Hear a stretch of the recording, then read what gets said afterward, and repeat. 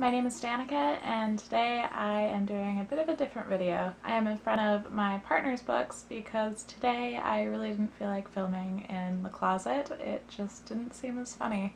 So this isn't a totally book-related video, I just really needed to say something. What I've been thinking about since the election is that I had a lot of feelings about it, but one of the things that I realized once I had processed a little bit more is that I felt complicit.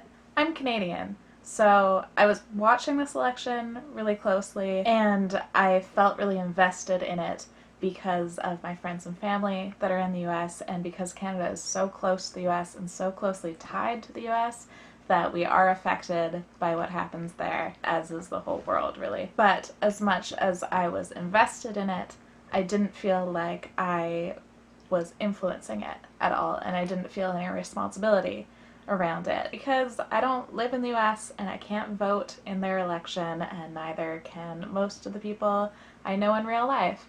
So it didn't feel like something that I could do anything about. So I didn't really talk about the election online or in videos or on my blog or any of my other places because I didn't feel like I had anything to say that was significant, and I didn't feel like it was appropriate to all of my bookish online spaces, so I didn't really talk about it. And in general, outside of the election, I have been feeling less political, less motivated than usual.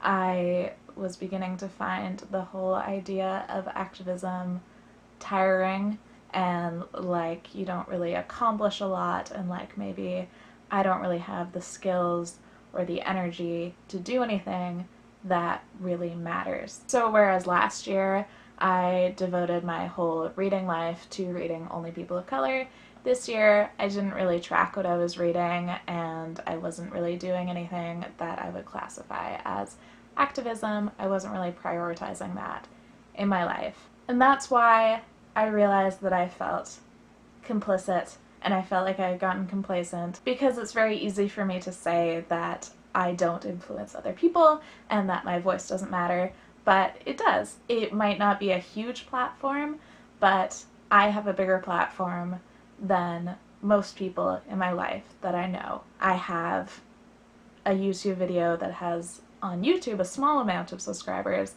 but in real life that is hundreds of people that I am reaching. That's more than, the people that I bump into on an everyday basis. That's more than most people can directly talk to. And I have my Tumblr that has over 10,000 subscribers and my blog, and in my online life I feel like that is very small, but in a real life perspective that is a larger platform than most people have, and I've not been using it to reflect my morals and my values, and it made me a little bit ashamed. And it made me think about the BookTube Speak Up movement. I'll link the original video down below for that, and it made me think about how I thought, well, what do I have to say that's relevant? This is a BookTube channel, I just talk about books.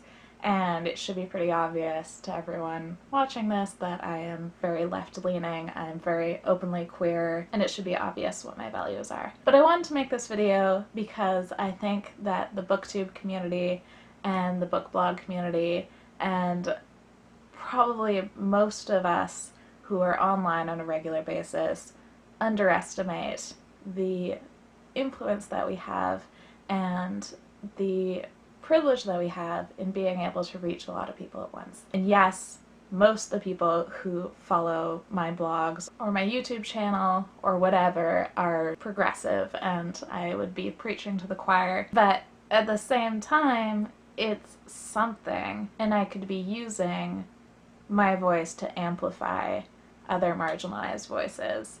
And that's what I want to prioritize in my life now. There are a lot of people who are very afraid after the results of this election, and if you are in a privileged circumstance of life, that can seem like an overreaction. But if you're someone who relies on things like birth control and medication that can be taken away from you by the government.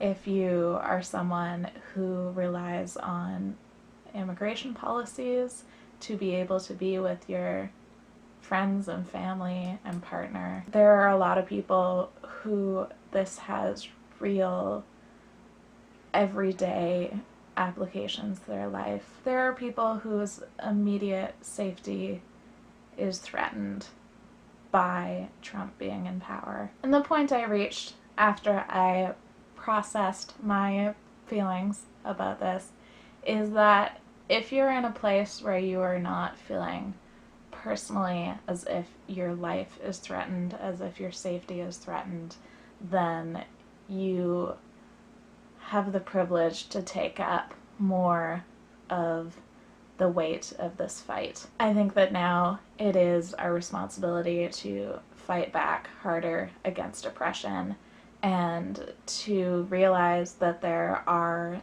millions of people around us who still subscribe to incredibly racist, misogynistic worldviews, and those might be people in your family or in your friend group or that you work with.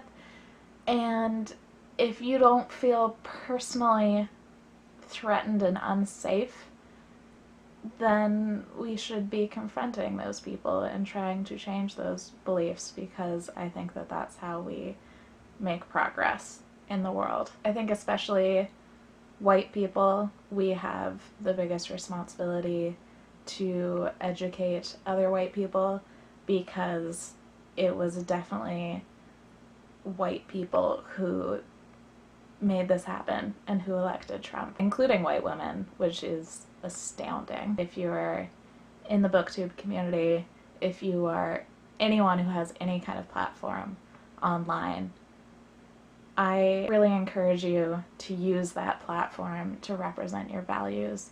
And if you're in a place where you can educate other people and you feel safe, and when I say safe, I'm not talking about I'm uncomfortable talking about race, because I think that if you're a white person, of course you feel uncomfortable talking about race, because we have been trained to just never talk about race. But if you feel safe in your own well-being to confront people and to educate people, especially in your own family and friends group, then we really need to start doing that and start really making it obvious that this hatred and bigotry is not acceptable. And I just want other people to realize that if you've got any kind of online presence, if you've just got, 10 Instagram followers, you've got people who are listening to you. That is an audience.